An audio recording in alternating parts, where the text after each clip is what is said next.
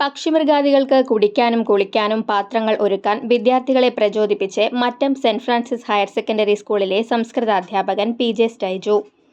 കഴിഞ്ഞ വർഷം തൃശൂർ ജില്ലയിലെ 52ഓളം യു.പി. വിദ്യാലയങ്ങളിൽ സ്റ്റൈജുവിന്റെ നേതൃത്വത്തിൽ സൗജന്യമായി പാത്രങ്ങൾ വിതരണം ചെയ്തിരുന്നു. ഈ വർഷത്തെ മുല്ലശ്ശേരി ഉപജില്ലാതല വിതരണോദ്ഘാടനം മുല്ലശ്ശേരി സെന്റ് മേരീസ് എൽ.പി. സ്കൂളിൽ നടന്ന ചടങ്ങിൽ പ്രധാനാധ്യാപിക സിസ്റ്റർ പൗളിൻ നിർവഹിച്ചു.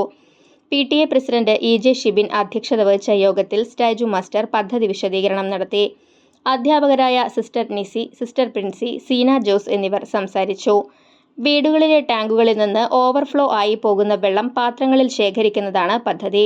എല്ലാ വിദ്യാർത്ഥികൾക്കും പാത്രങ്ങൾ നൽകുക പ്രായോഗികമല്ലെന്നും സെമിനാറിൽ പങ്കെടുത്ത വിദ്യാർത്ഥികൾ സ്വന്തമായി ഈ പദ്ധതി നെഞ്ചേറ്റുമെന്ന പ്രതീക്ഷയിലാണെന്നും വരും ദിവസങ്ങളിൽ ചാവക്കാട്, വലപ്പാട് ഉപജില്ലകളിലെ സ്കൂളുകളിൽ പാത്രങ്ങൾ വിതരണം ചെയ്യുമെന്നും മാസ്റ്റർ പറഞ്ഞു.